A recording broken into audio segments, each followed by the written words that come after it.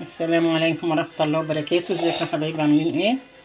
النهاردة هنعمل لكم مقرمشات كده، عاملة زي بسكوت مالح، يعني حاجات مقرمشة كده. شفتها قلت اعملها لكم، سهلة جدا ومكوناتها في البيت، مش هتكلفك اي شيء، وحاجة اكنها زي قراقيش كده، تاكلها مع كوباية شاي حلوة كده، هشة كده وحلوة يعني. هنشوفها مع بعض مكوناتها ايه. مكوناتها هي 3 مكونات بس، مفيهاش اي حاجة خالص.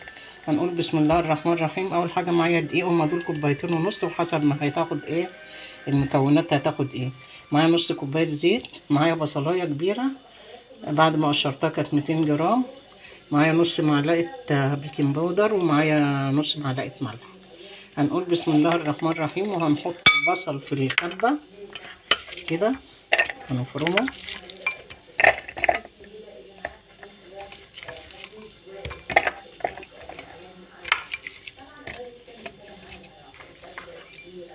خليكم معايا، هفرمه وارجع لكم عشان ما اطولش عليكم الفيديو. خليكم معايا يا حبايبي.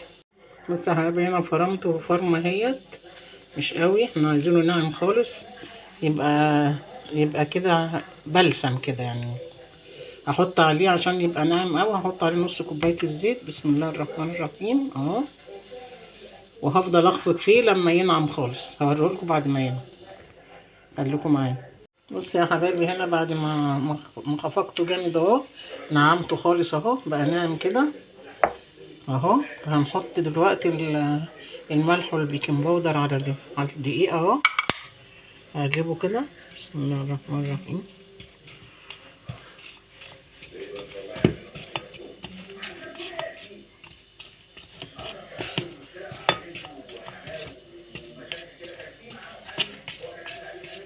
على فكرة هي جت غلطة مني، المفروض ما احطش البيكنج باودر والملح على الدقيق الا لما احط الملح بس، احط البيكنج باودر والدقيق، ما احطهمش على الدقيق دلوقتي، لان ممكن الدقيق ده كله ما تاخدهوش العجينه، ما تاخدهاش يعني، الكون اللي انا عاملاه ده السائل ده ما ياخدهوش. فدي غلطه مني، معلش اعذروني سامحوني فيها. ما تقعوش فيها زيي. تتحط بعد ما تحطوا الدقيق كده وتعملوا، تحطوا البيكنج باودر وتحطوا الملح، يا اما نحط الملح مع البصلايه وهي بتتفرم، يبقى احسن لنا، تبقى خدت الطعم. هي نص معلقه كده هنحط بقى الدقيق كده بالتدريج. بسم الله الرحمن الرحيم. مش هحطه كله اهو، وهقلب كده بس كده معايا. بسم الله الرحمن الرحيم. هنشوف هتاخد ايه قد ايه، بس تقريبا ان شاء الله هتاخد 2.5، لان السائل ايه طري، لان احنا بنعتمد على الميه بتاعه البصل، ما بنحطهاش اي سوائل عشان الميه بتاع البصل.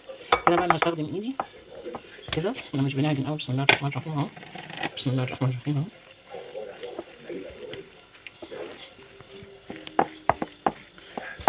هلمها بقى واوريها لكم بعد ما المها اهو. بسم الله الرحمن الرحيم اهو، ان شاء الله هتبقى كويسه.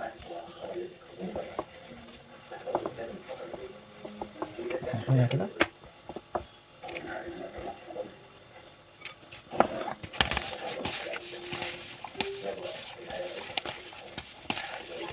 بص، هي عشان المفروض برضه ما احطش الدقيق اللي انا مخليه ده مره واحده، عشان هي ما خدتوش كل دول اللي فاتوا اهو. فاحنا برضه نحط بالتدريج، ما نعملش الغلطه بتاعتي دي. يعني انا فوتت شويه دقيق، ما احطهمش كلهم مره واحده عشان هي ما خدتهمش برضه. هي تعتبر واخده كوبايتين وربع دقيق اهي كده. احنا لميناها، احنا هي عامله زي البسكوت يعني، ما بتتعجنش اهي. اهي انا شايفاها ما شاء الله. كده هسيبها ترتاح شويه على ما نشوف هنعمل ايه. هغطيها كده واسيبها ترتاح شويه. خليكم معايا لاخر الفيديو. كده بقت العجينه اهي. بصوا العجينه اهي، مش بنعجن فيها عشان هي مش بتتعجن، مش معجنات يبقى لها عرق، هي عامله زي البسكوت كده. هنسيبها بقى تريح شويه ونشوف هنعمل ايه بعد كده. بص يا حبيبي، انا هنا قطعت العجينه، سبتها تريح شويه لما حضرت الحاجه اللي هحطها عليها، ورحت قطعها اقسمها نصين. فردت اول قطعه هي على ورقه زبده، عشان انا غسلت الرخامه وعملت عليها لقيتها هتلزق، فعشان تعرفي تطلعي القطعه تعملي كده وتطلعيها. هنشوف بقى هنسويها مع بعض كده. هنقول بسم الله الرحمن الرحيم ونسوي كده الحروف عشان احنا عايزينها مربع اهو كده. وهنعمل كده حسب ما انت عايزه القطعه. هنعمل كده بسم الله الرحمن الرحيم. هنطلع بقى نشيل الزيادات دي.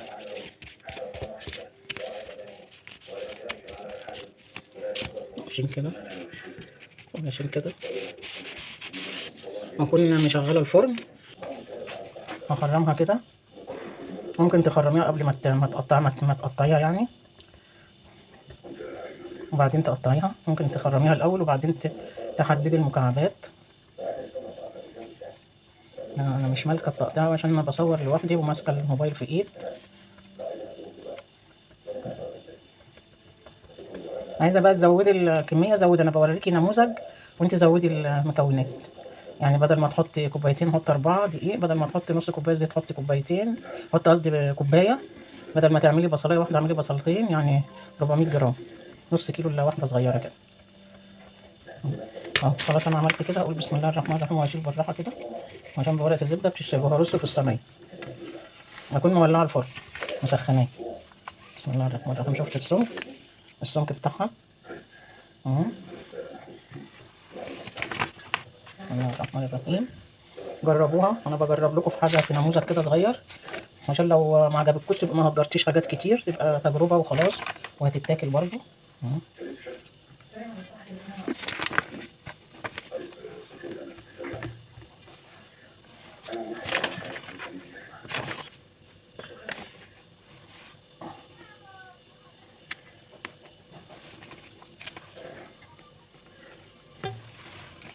انا مولعه الفرن على درجه حراره 200.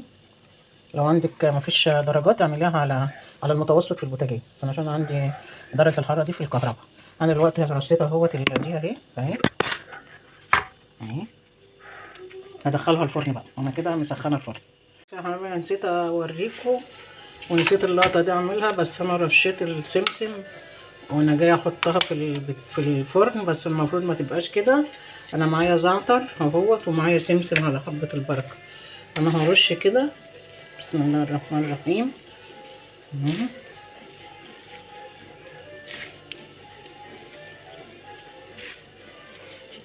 الزعتر اهو.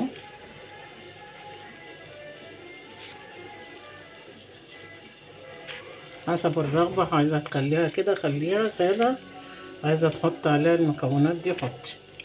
حبيبي بعد ما خلصت اهو، حطيناه قلنا في الفرن يكون بيساخن قبل ما تحطيه، تكوني مسخناه وعلى درجة حرارة 200. لو عندك البوتاجاز على درجة متوسطة وعلى الرف في الوسط. وهو طبعا هيتحمر من فوق لو لقيتيه من تحت اتحمر وما تخلوهوش ياخد سوا جامد عشان ما يتحرقش، يبقى ولع عليه الشوايه. لو لقيتيه اتحمر مع بعضه بقى وش وضهر زي بعض يبقى خلاص. اما لو لقيتيه لسه هنشغل عليه الشوايه دوت. عشان فرن بالكهرباء انا شغلت من تحت الاول، ولما تحت استوى رحت قايده من فوق.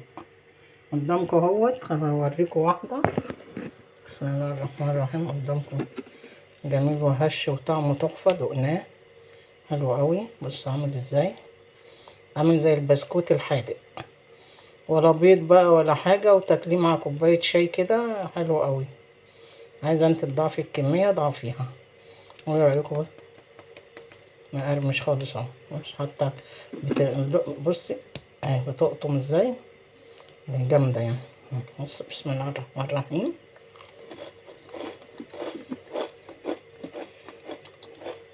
طعمه تحفه والسماق والسمسم وحبة البركة مدينه طعم جميل قوي، والبصل اللي فيه مدي طعم وحاجة.